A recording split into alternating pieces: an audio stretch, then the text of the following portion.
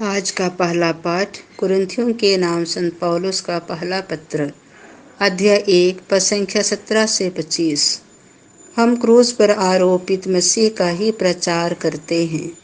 यह यहूदियों के विश्वास में बाधा है और गैर यहूदियों के लिए मूर्खता।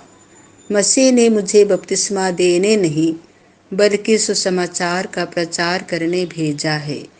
मैंने इस कार्य में अलंकृत भाषा का उपयोग नहीं किया, जिससे मसीह के क्रूस के संदेश का प्रभाव फीका न पड़ जाए।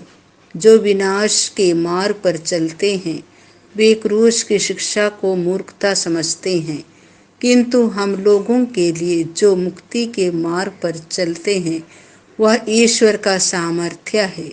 क्योंकि लिखा है, मैं ज्ञानियों का ज्ञान नष्ट करूंगा और समझदारों की चतुराई व्यर्थ कर दूंगा। ज्ञानी, शास्त्री और इस संसार के दार्शनिक ये कहाँ हैं? क्या ईश्वर ने इस संसार के ज्ञान को मूर्खतापूर्ण नहीं प्रमाणित किया?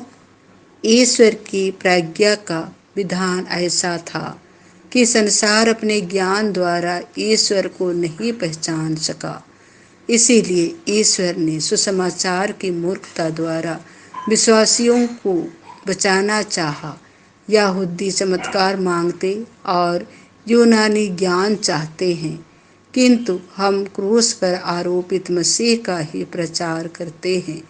यह यहूदियों के विश्वास में बाधा है और गैर यहूदियों के लिए मूर्खता, किंतु मसीह चुने हुए लोगों के लिए, चाहे वे यहूदी हों या यूनानी, ईश्वर का सामर्थ्य और ईश्वर की प्रज्ञा है। क्योंकि ईश्वर की मूर्खता मनुष्यों से अधिक विवेकपूर्ण है और ईश्वर की दुर्बलता मनुष्यों से अधिक शक्तिशाली।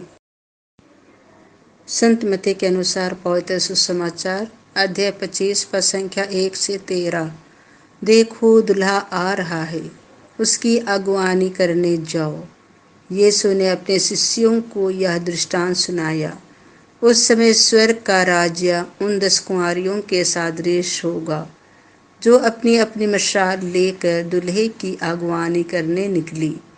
उनमें से 5 समझदार थीं और 5 नासमझदार। नासमझ अपनी मशाल के साथ तेल नहीं लाई। समझदार अपनी मशाल के साथ साथ कुप्पियों में तेल भी लाई। दूल्हे के आने में देर हो जाने पर सब ऊँघने लगी और सो गई। आधी रात को आवाज़ आई, देखो, दूल्हा आ रहा है, उसकी अगवानी करने जाओ।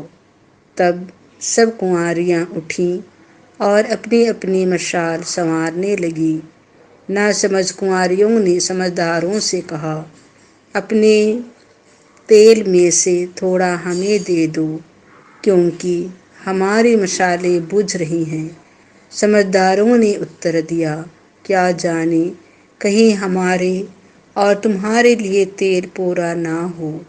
अच्छा हो तुम लोग दुकान जाकर अपने लिए खरीद लो।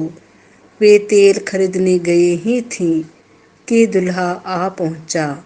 जो तैयार थीं वे उसके साथ विवाह भवन में प्रवेश कर गईं और द्वार बंद हो गया।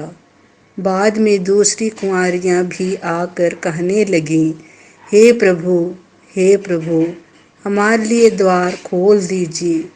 इस पर उसने उत्तर दिया, मैं तुमसे कहे देता हूँ, मैं तुम्हें नहीं जानता।